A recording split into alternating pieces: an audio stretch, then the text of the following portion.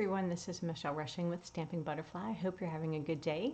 I just thought I'd come on and give you a few pointers on some of the different stamp sets we have and how to mount the labels. I've had a few questions this week, so I thought it'd be helpful to do a quick video to give you guys some ideas on how to work the label attachment and then the different types of stamps we offer. So let's take a look. So I have 3 stamp sets here. So this one is a photopolymer. You'll always see what type of stamp set it is across the top. So this is photopolymer. These are clear stamps that you can see through, so it makes it easier to line up your stamps.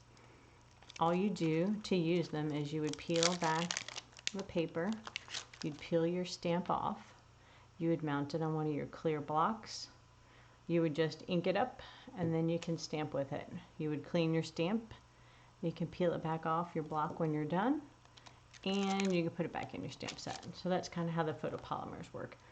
Now Stampin' Up decides which type of stamp they print in, whether it's photopolymer or orange rubber, and I think sometimes it has to do with the detail of the stamp and the imaging. So they kind of make that decision for you. You don't really get to pick. Now you used to be able to pick some wood stamps, and I think the only thing they offer right now are the big background stamps in the wood block option. Everything else is either the orange rubber or the photopolymer. So now this is called Clear Mount, and these were from a couple years ago. So they're the normal orange rubber, and they come in this they come preset in here, and all you have to do is you pop out. So I haven't used this one yet. So you would pop out your stamp, you would peel off your label, and then all you would do on these, I did not attach my labels because they weren't super sticky back in the day, the ones that said cling. And then you would just mount it on your block, and again, then you could stamp. But you couldn't see your label, so it made it a little bit more difficult to line things up. When you're done, you clean it, put it back in your case. You could also put it back in these, but there's so many in this one, I just stick them on there. And what I did is, if you look back here, I still have my labels. Let's see if I can get them out. So it came with the same label sheet that the new ones come with. I just didn't put them on because they didn't stick very well after a little usage. If you did mount your labels and you're having trouble with your clear mount stamps, there's a couple options you can do. You can use some chapstick. You can just put it, now I won't do it on here because this is rubber, but if you had your label on there and it wasn't sticking, you could use your chapstick. Put it on there, let it set for a second, and then you could mount it after your chapstick back on your block. And then you're good to go. I'll put my chapstick over there. The other option is your Tombow liquid glue. So this glue is actually, this multi-purpose glue is permanent and it's also removable. So there's some instructions on the back and some tiny print if you want to double check it. But what you would do is you would take some of this glue, you would put it on your label, just kind of smooth it out and let it dry. Once it was dry, it'd be tacky, and then again you can stick it to your block and it would hold much better. So if you have some older ones that you've put labels on and you've got issues, that's some ways to resolve that.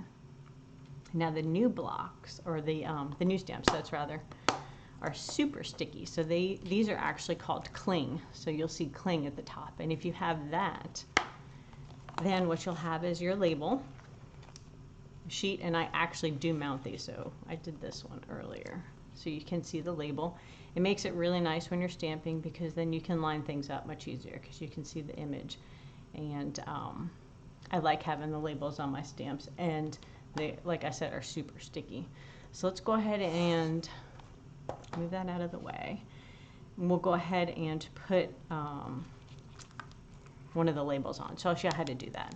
So first you want to take out the stamp you're working with, move these guys to the side. Then you'll want to find where your image is on your sticker. You'll go ahead and peel off this backing. And these, like I said, these are super sticky, so you want to make sure you're lined up really well before you put your stamp down, because if it drops accidentally, you're kind of done. It's just going to be done. So I'm going to try not to stick my head in the view, but what I do is I try to find like a curvy spot and line those up first in like a corner. And then try to make sure the rest of that side is down, push it down, and then peel it up. And now you have your label. And what's nice about this, I'll put it on here, let's take this guy off, which I'll move him over here. Don't stick him down on other things because he may stick to your surface on your paper. So I usually just keep him back in there. So now you can kind of see I put it on my block a little crooked, but you can see much easier when you're lining up to stamp. And when you're peeling these off, don't just grab it from the orange part because they're so sticky. They may tear your foam. So you want to kind of just wedge under that label a little bit, get it started, and then you can peel it off.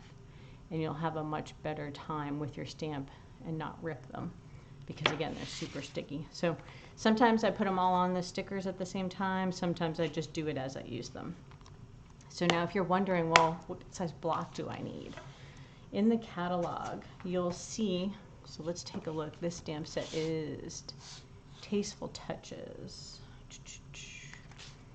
So that is this stamp set right here. So each stamp set, if you look, they tell you the suggested block size.